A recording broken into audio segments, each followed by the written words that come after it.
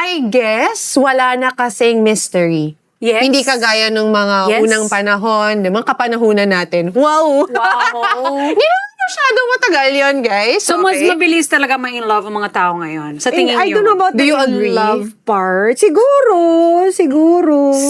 I guess, may point. Yes, sige. yes. Mabilis silang ma-in love. Mas mabilis because Mas maraming choices. Hindi rin. I guess kasi 'di ba nung simula nung nagkaroon ng social media, kita mo na agad yung tao eh. Oo. 'Di ba? Syempre, hindi ka naman magpo-post ng pangit at hindi ka gusto-gusto, kaaya-aya sa social media mo. Siyempre, ganda-ganda mo doon. 'Di ba? So feeling mo, Stylish mo oo, doon. tapos pag Your nakita life mo na was doon, beautiful. mag-scroll Pero hindi feeling mo kaya kilala mo na yung tao infatuation agad-agad, yun. 'di ba? Diba? Well, siguro for the sake of our argument, sabihin na lang natin na in love siya. Pero, can they stay in love? Parang, yun na nga Yun eh. nga, kasi Paano nga, sila ang mag-stay bilis. in love if they're thinking there's somebody better Kaya out there? nga, I have a feeling na mas mabilis sila ma-fall into lust kesa love. Love. Kasi di ba parang they're excited to be with that person for a while. And then mamaya, I don't iba na. Let's keep it in love muna. I-love mo na. Morning show! Morning show, let's keep it love! Ito kasi naman si Amiga. Hindi, kasi yan yung modern way of the kids, diba? That they're like, everything's so available. So they're like, wow, ang ganda nito, or ang pogi nito. Yun And na then nga. So nung nakita mo doon, nag-scroll ka lang, akala mo, kilala mo na agad yung tao. Oo. Kasi nakita mo na lahat, di ba? We True. post everything on social media. Pero, pag na-meet mo na in person, ay iba pala. So ano yun, betrayal? O, betrayal. I-betray mo ako. Ganon, di ba? So, ibig False sabihin, advertising. yeah, parang ganyan eh, di ba? So, fall Dumating in, ka, iba na yung itsura na. Kasi yun, Diba? diba? I filtered yung Filter, di ba? You were such a cheater already. I'm Buti sana sorry. picture nila, minsan hindi pa nga nila Hindi, ibig sabihin, hindi ka talaga rin magsustay. Pero diba? ito pa yung isang proof na they don't stay in love.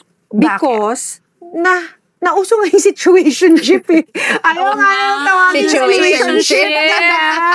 Na walang Situationship, label. para bang, I'm just with you depending on the situation. Oo. Kaya, Tama you ba? know, Yung, definition ko. my point ka parang, dyan. I correct. guess kasi takot din sila to commit. Ayaw Parang nila true. ng Pag commitment. pag hassle na, goodbye na. Tama na. Okay, may point. My point, I like that. Oo. May point. Parang hindi natin magagamit ito ngayon. Tapon nyo Kasi to. puro may point tayo sa lahat. Naniniwala ba kayo na love pwede magstay kahit wala na yung kilig? Yan yung kasi yung pinag-usapan din natin kanina. Sa tingin nyo? Yes. I agree. Diba? I agree. Kasi ano yun eh. May point na naman. May Itapo point. naman ko. Hindi na gagamitin kasi Hindi may natin point tayo sa kailangan yun lahat. today. Oo. Kasi para bang yung kilig is lang talaga eh, patikim. Yes. Tapos you get interested and then Tapos wala na. you stay in a relationship and then hopefully mag-develop siya into something deeper. So how can we train the new generation? Lalo kayo na may kids, di ba? May mga bata. Paano natin sila To keep the tuturuan? excitement and not feel this way. No, na to parang- stay in love. Yeah, to stay in love. Exactly. You work on it. Ang hirap kasi nga, simula nung nagkaroon ng social media, lahat parang fast-paced. Diba? Yes. Ang bilis lang You're eh. over-available. Yeah. Isang Ganon text, siya eh. isang pindot. Nawawala yung mystery. Diba? Yes. Dati para makilala mo yung isang tao, Courtship, liligawan nawala. mo. Yes. Diba? Courtship, Pupuntahan nawala. mo. I guess, lalo na Sa mga boys yung bagets, akin, yun pa rin yung gusto kong ituro sa kanila na hindi. Pagtrabahuhan mo yan, paghirapan mo yan, for you to, Hirap is to good. value. Diba?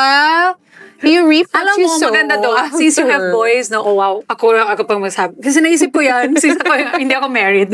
Parang kailangan siguro sabihin doon sa lalaki na parang kung madali siya for you, wag mo na ituloy. Dapat in-effortan mo yung babae. At yung babae din, di ba, yung mga bagets, dapat matutunan nila yun na parang, uy, kung masyadong yung lalaki na yan, baka Masyadong ang dami na nagmamadali. nila. Or masyadong yung nagmamadali, diba? Hindi yan para sa'yo. Kailangan natin turuan kasi dati may effort.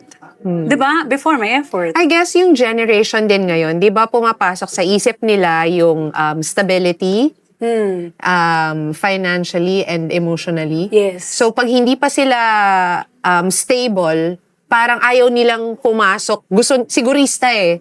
Oo, gusto nilang totoo. pumasok sa isang relationship na yan, kung stable na sila. Let's get together. Sunday 25. Sunday 25.